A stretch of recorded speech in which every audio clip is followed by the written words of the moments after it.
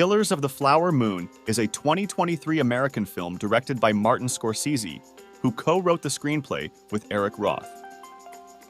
It's based on David Grann's 2017 book of the same name and delves into a series of murders in the Osage Nation during the 1920s, triggered by the discovery of oil on tribal land. The ensemble cast is led by Leonardo DiCaprio, Robert De Niro, and Lily Gladstone, alongside Jesse Plemons, Tantu Cardinal, John Lithgow, and Brendan Fraser.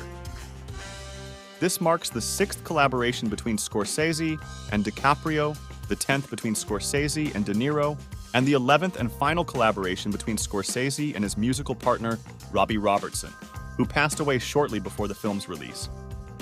The film is dedicated to Robertson. Let's take a look at what the critics have to say. A critic says, "The story's potential wasn't fully realized. A shift to the FBI's perspective would have added intrigue. The chronological order felt flat. Uncovering info would have been more engaging.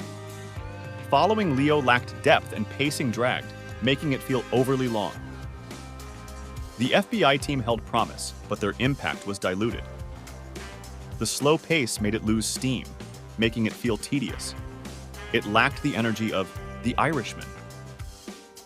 Overall, missed opportunities left the film underwhelming." Another critic says, "The film fell short of its acclaim.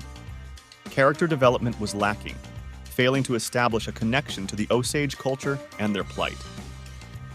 The absence of a compelling musical score left emotional depth untapped. Only Molly's portrayal felt authentic.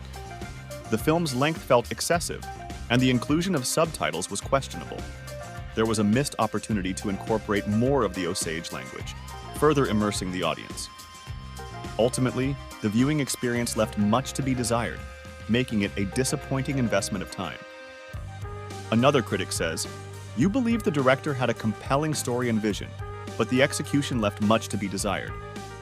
Personally, you think shifting the perspective to the FBI would have added more intrigue and impact. The chronological order didn't do justice to the plot's potential, and following Leo felt lacking. You were particularly drawn to the FBI team and felt their introduction could have been more impactful. The slow pacing left you restless, making the movie feel overly long and ultimately unengaging. It kept you aware of the runtime, and you wondered if they shot without a clear endpoint in mind."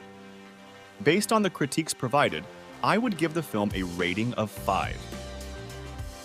The feedback from the critics suggests that while the film had potential and a compelling story, the execution fell short in several key areas. The perspectives, character development, pacing, and immersion in the Osage culture all seem to be areas of improvement. The critiques also mentioned issues with length and engagement, which contributed to the overall underwhelming experience. This rating reflects the balance between the potential of the story and the shortcomings in its execution.